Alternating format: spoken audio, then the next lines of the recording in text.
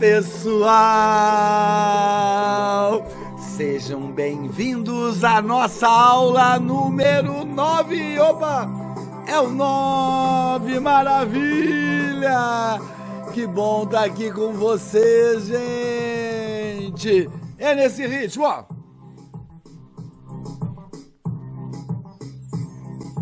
É no ritmo de quem está chegando no final, na reta decisiva do nosso curso. Estamos entrando na aula 9, o penúltimo passo. E espero que todos estejam participando. Então, bom dia, boa tarde, boa noite, boa madrugada, não importa a hora que você esteja vendo esta nossa aula número 9. E já inicio falando que o tema da nossa aula é um complemento da nossa aula número 8, que conversamos sobre os testes e medidas da criatividade. E hoje, como eu falei para vocês, vamos entrar um pouco mais na avaliação das atividades criativas.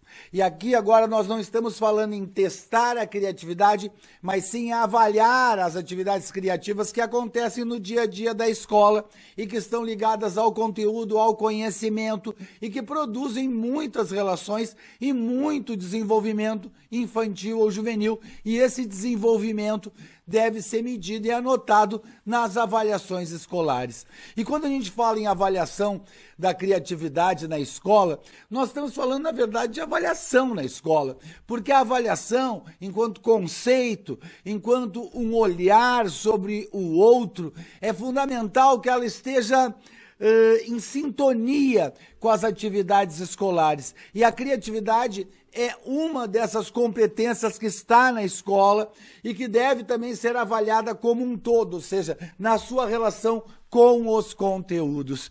E a aula de hoje vai clarear um pouquinho essa ideia ou o nosso compromisso pela avaliação e, mais do que isso, o nosso conceito da avaliação. Então, vamos ao título da nossa aula. Professor Max, como é que estamos aí? Sim, hoje a nossa aula então é a avaliação das atividades escolares e criativas, ou seja, nós vamos falar de avaliação que vale não só para as atividades criativas, mas vale como um conceito de avaliação dentro da escola. E professor Max, por onde começa essa caminhada? Vamos lá começar essa caminhada. Eu acredito que ela começa a partir de um pensamento de um grande professor, querido amigo, chamado Humberto Maturana. Esse livro que saiu, esse pensamento, é um livro dele com o Varela, chamado A Árvore do Conhecimento. É uma leitura, eu diria, fundamental para aqueles que trabalham com educação. E olha o que eles nos dizem logo na abertura do livro. Tudo que é dito por alguém. Como todas as soluções para aparentes contradições, tudo consiste em sair do plano da oposição e modificar a natureza da pergunta, passando para um contexto mais abrangente. O que ele está dizendo, Max, com esse conceito que às vezes é difícil para a nossa interpretação? Ele está dizendo que sempre que a gente fala, age, pensa, a gente traduz em ações o que somos, os nossos sentimentos, a gente demonstra em emoções aquilo que transita dentro da nossa mente, e que tudo que é dito por alguém, porque esse alguém é um ser histórico, ou seja, ele nasceu num lugar, numa comunidade, foi criado de uma forma, vivenciou a vida de um jeito, teve pai, teve mãe, teve pai e pai, mãe e mãe, sei lá qual a estrutura familiar, quais as histórias de vida desta criança. Então, ele diz que quando a gente fala carregando tudo isso. E que quando a escola só padroniza uma avaliação, ela desconsidera essa história que está por trás do depoimento, do significado e do significante de tudo que é dito por uma criança ou por um jovem.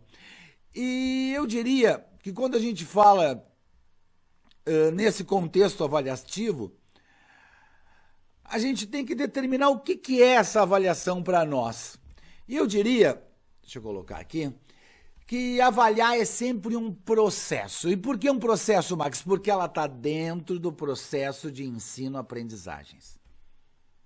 Como assim, professor Max?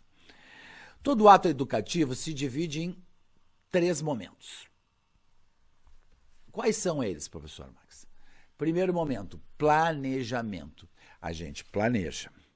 Segundo momento, execução. A gente coloca em prática aquele planejamento na sala de aula. Às vezes ele se modifica? Sim, muitas vezes. E o terceiro momento, avaliação. Então, no ato educativo, a gente planeja, executa, avalia.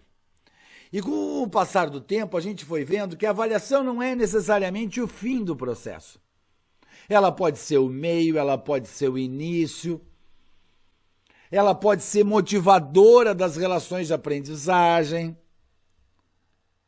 E que esse processo de planejar, executar e avaliar era um processo que uma coisa ia se alimentando da outra em ordens que necessariamente não são hierárquicas, mas que são circulares. E isso quer dizer o quê, professor Max? Isso quer dizer que quando a gente avalia, a gente tem que olhar este processo e entender que a avaliação faz parte do processo de aprendizagem.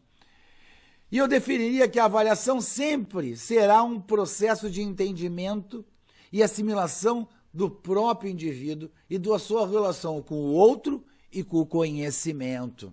Lembrem do tripé da formação, conhecimento, comportamento, competências. Portanto, a avaliação, deve valorizar, entender, oferecer a todos uma visão completa do seu crescimento. A todos, quer dizer, a avaliação não serve só para eu, professor, para mim, professor, desculpe,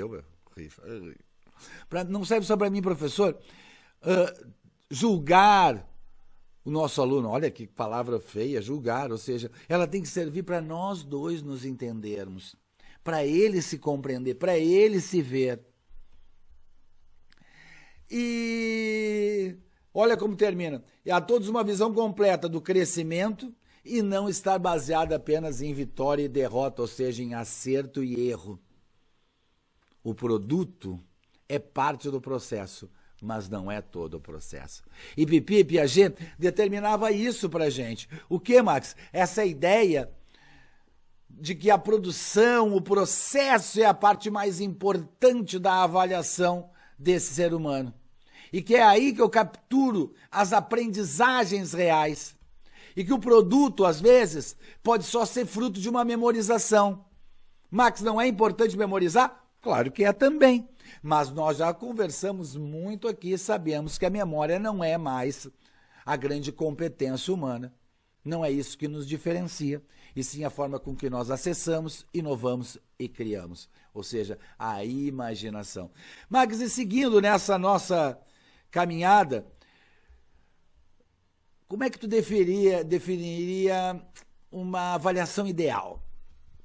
Uma avaliação que seja fruto do entendimento desse ser humano completo, que seja processo, que esteja dentro dos trâmites de ensino-aprendizagem. E eu diria que a avaliação ideal é definida por Silva, lá em 91, já, e antes até por Anísio Teixeira, né, quando ele dizia que uma grande avaliação é aquela que inclui os beneficiários do processo, ou seja, aqueles que estão sendo avaliados. Isso ele dizia lá pelos anos de 1950, 60, ou seja, um tempo onde só se testava as pessoas. Uma avaliação eficaz, de Silva, tanto em termos de valores, notas, conceitos ou pareceres padronizados, como de viabilidade, usará critérios básicos de natureza social. Olha que interessante, ou seja, eu não vou levar só critérios de natureza do conhecimento, mas eu vou levar também os critérios de natureza social. O que, Max? Voltamos lá ao tripé: conhecimento, comportamento e competências. Quais são, Max, os critérios de natureza social? Competências. e comportamentos. Os conhecimentos são, sem dúvida, critérios de viabilidade cognitiva, ou seja, da apreensão de um conteúdo. Max, e é desse modo, claro, ele termina dizendo, desse modo, nada mais oportuno do que desenvolver um processo cooperativo envolvendo os chamados beneficiários do programa Curso na Avaliação. E aqui ele repete esse pensamento, por isso, entre aspas, os beneficiários do nosso amigo Anísio. E notem essa sintonia que se estabelece aqui e que nos determina o quê? Que a boa avaliação é aquela que traz a troca entre os indivíduos. E essa troca acontece quando a gente consegue colocar este olhar aqui sobre o que estamos realizando na sala de aula. Esse olhar plural, esse olhar diverso, esse olhar de múltiplas realidades, de múltiplos conceitos históricos que compõem os nossos alunos. E isso é interessante porque esses olhares, às vezes, se aumentam mais essas diferenças no momento em que o ensino não é tão padronizado, vivemos momentos de ensino híbrido, remoto, e daqui a pouco voltamos ao presencial. O presencial ele é mais padronizado nas suas relações, mas os outros tipos de ensino nos oportunizam essa visão plural que cada vez mais acontece na sala de aula presencial também. Então é necessário que o nosso olhar, a nossa avaliação, seja um olhar que promova o diálogo. Eu acho isso é fundamental. Uma avaliação que promova esse diálogo entre todos, esse diálogo entre o conhecimento, os comportamentos, as competências, as crianças, os jovens, o professor. E esse diálogo, para que eu possa efetivamente entender a realidade onde cada um está inserido. E, Max, como isso pode se modificar? Vamos aqui tocar mais adiante. Eu acho que John Holt, um autor que eu gosto muito, muito querido, dos anos de 1960, 1970, John Holt ficou um pouco estigmatizado porque ele foi um grande autor do movimento chamado Homeschool. O que é isso, Max? Ensino em casa. A gente está vivendo um pouco disso. Mas John Holt dizia que se a escola não cumpria o seu papel, no sentido de não ser algo interessante para os alunos, era preferível que a gente ficasse nas nossas casas. E isso foi um pouco forte na época,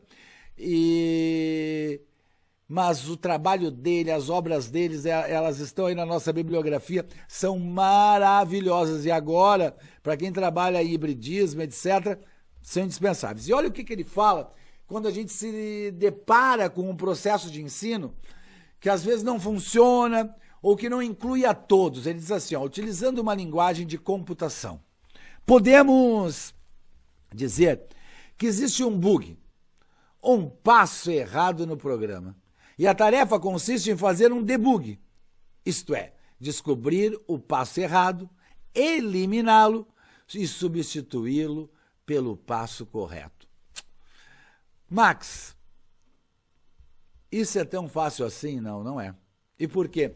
Porque na época em que ele forjou esse pensamento, esse livro é dos anos de 1980, ele com certeza tinha um passo, que era o passo de fazer uma escola onde o aluno fosse o protagonista. Hoje nós temos muitas formas de fazer isso. E descobrir o passo correto não é tão simples, porque não existe um passo correto.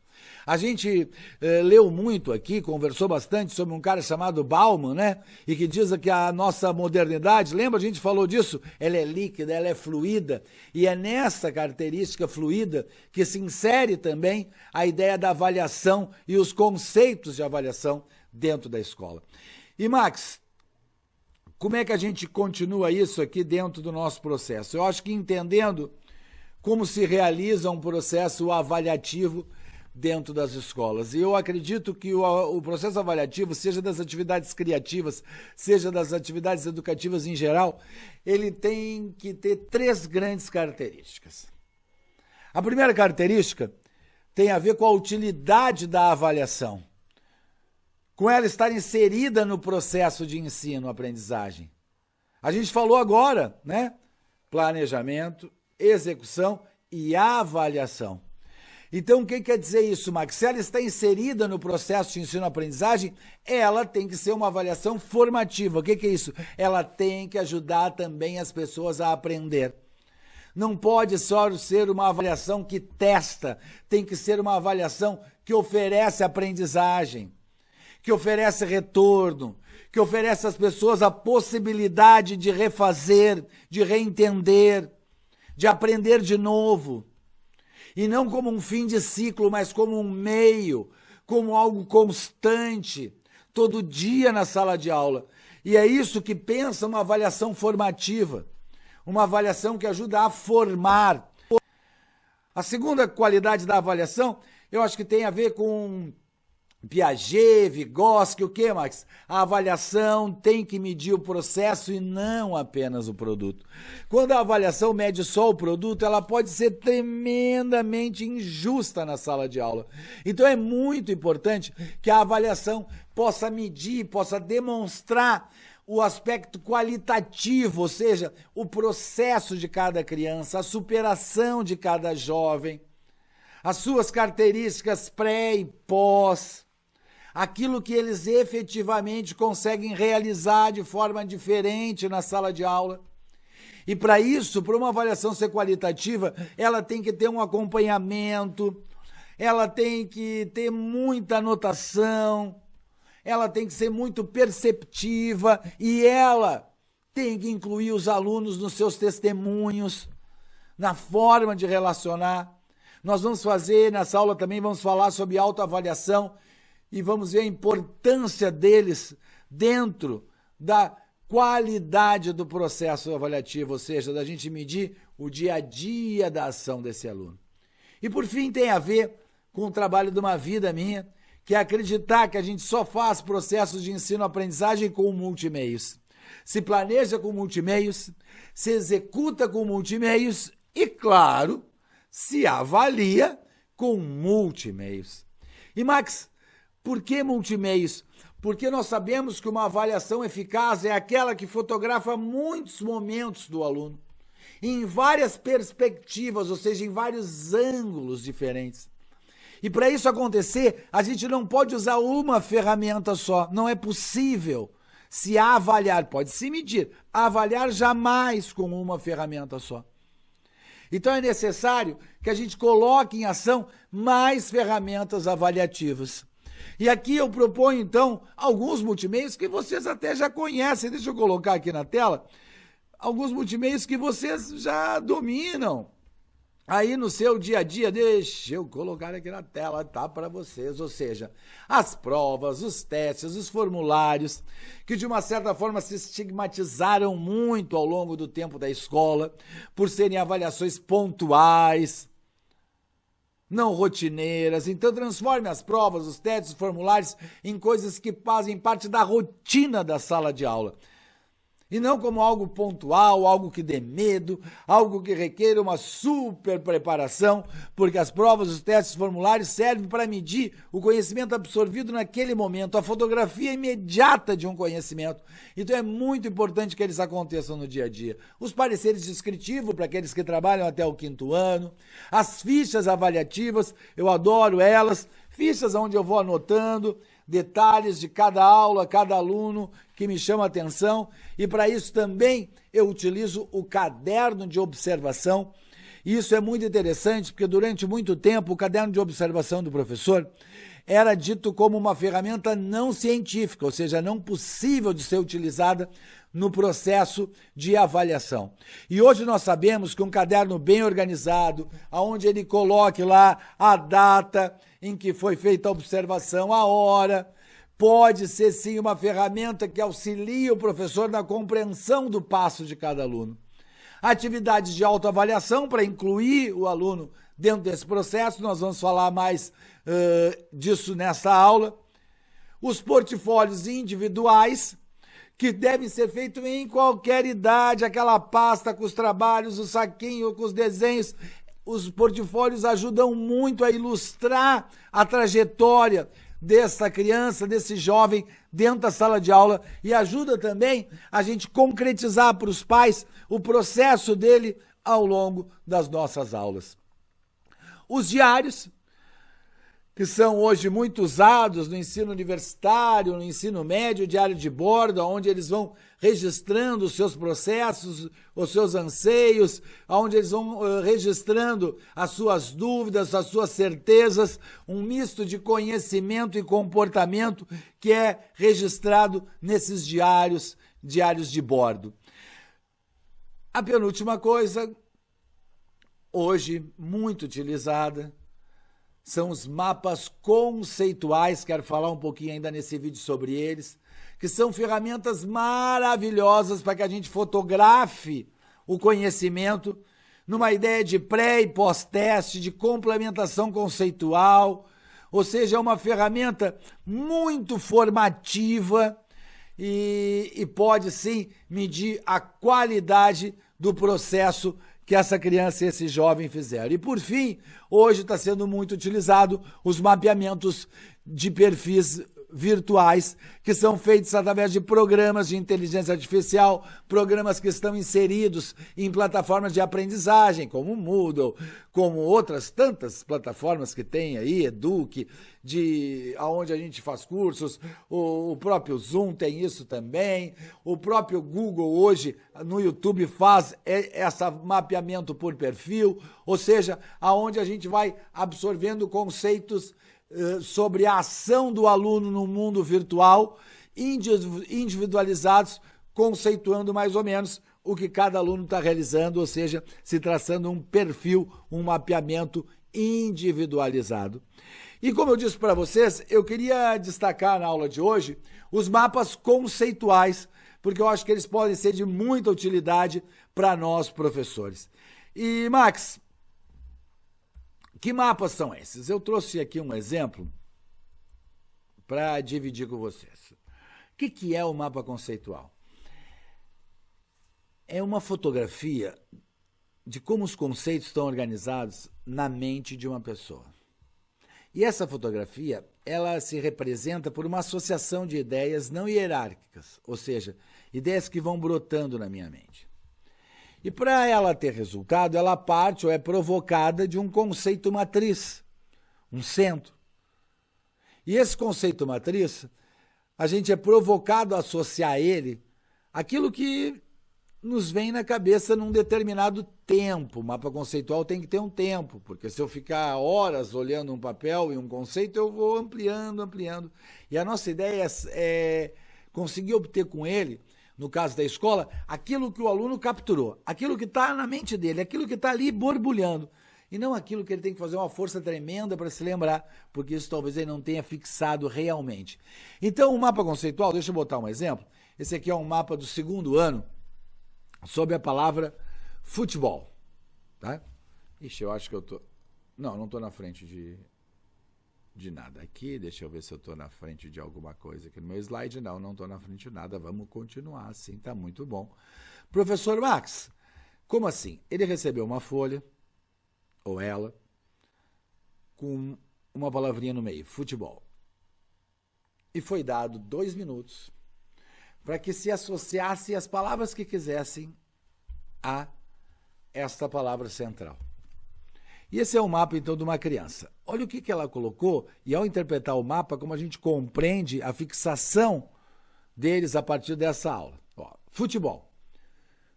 As coisas que estão diretamente conectadas no mapa, diretamente ao conceito central, são aquelas coisas que ele mais fixou. As que vão sendo associadas, elas são secundárias a esse pensamento e assim por diante. Então vamos lá o que ele associou de forma direta. Futebol tem regras, futebol tem bola, futebol tem campo, tem uma área, futebol tem jogadores, e futebol eu não gosto. Olha que interessante que ele coloca nesse mapa também o seu sentimento. Ele não gosta de futebol. Max, e vamos às coisas secundárias. Ó, futebol tem bola.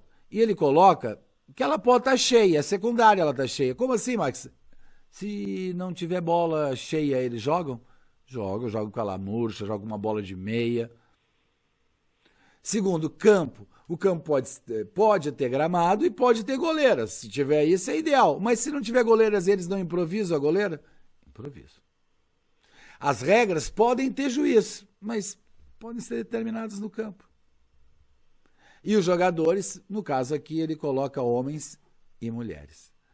Então é interessante que ao olhar para esse mapa, a gente consegue visualizar uma ideia que se fixou a partir da aula de futebol e o sentimento dele sobre esse desporto. E esses mapas podem se elaborar conforme a idade que eu estou trabalhando. Querem ver? Deixa eu passar alguns aqui rapidamente. Ó. Esse aqui foi da minha turma do magistério, trabalhando um mapa conceitual sobre conhecimento. Esse aqui é um mapa que eu trabalhei numa formação de professores que a gente pode fazer com colagens, ou seja, é um mapa visual que pode ser feito pelas crianças também, que não escrevem, onde elas recortam imagens, desenham coisas para expressar aquilo que elas sentem sobre um tema que a gente provocou e trabalhou na sala de aula. Ó, aqui um mapa interativo, onde eles interagiram. Muito legal, Max. E como é que a gente encara a avaliação nesse nosso processo de trabalho, nesse nosso processo de aprendizagem? Eu acho que uma coisa fundamental é a gente entender que a avaliação caminha, sim, para nos levar a um ambiente onde a gente descubra as coisas que podem modificar, não a sala de aula, mas cada aluno. Porque a avaliação nada mais é do que uma descoberta, nada mais é do que algo que faz a minha autoestima e a minha autoimagem se estruturarem. Então, a avaliação fundamental é aquela que faz o aluno refletir, pensar, mas fundamentalmente aprender. Piaget dizia que a educação, a gente já falou aqui, se faz do erro para o acerto e nunca do acerto para o erro. Ou seja, é da descoberta, é do erro, é da tentativa que a gente aprende. E esse é o grande desafio para a avaliação nesse século.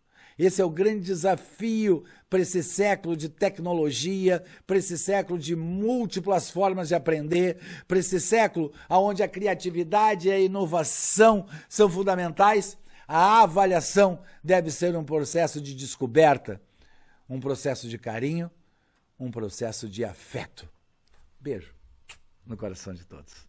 Os técnicos em educação desenvolveram métodos de validar a aprendizagem e, a partir dos seus resultados, classificam os alunos.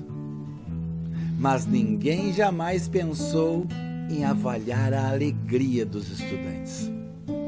Mesmo porque não há métodos objetivos para tal, porque a alegria é uma condição interior, uma experiência de riqueza e de liberdade de pensamentos e sentimentos. Rubem Alves.